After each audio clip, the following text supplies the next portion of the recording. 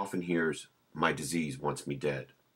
This may be true, but I think its more immediate goal is to make sure you are so preoccupied with the satisfaction of instinctual drives that you are cut off from any sense of spiritual contact with the God of your understanding.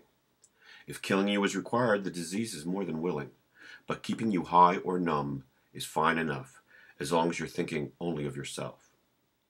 I found it very useful to conceive of the disease of addiction as having an intelligence, even the capacity to think and strategize. I believe it occupies the same area in your brain your ego operates from and has the capacity to parasitically engage all of your brain power in manifesting its agenda of getting you loaded again. In my experience, the disease doesn't even always object to short periods of sobriety. After all, it's a great way to delude yourself that you have things under control. However, when your disease starts to sense that you really might do this sobriety thing, it starts to panic. Suddenly, everything becomes a trigger. Cravings mug you around every corner. When you get past that, it tries less obvious approaches like finance and romance.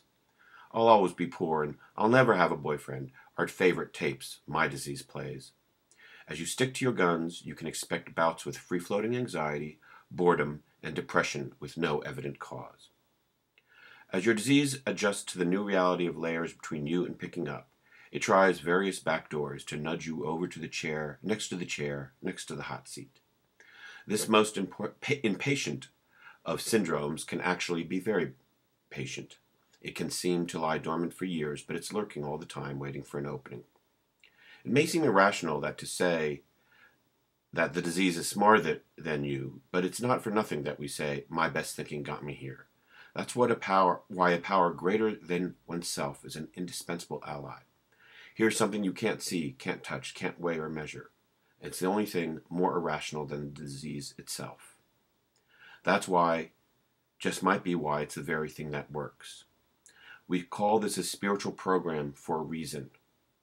Your disease has access to your emotional, physical, and psychological buttons, but it doesn't have any access to spirituality.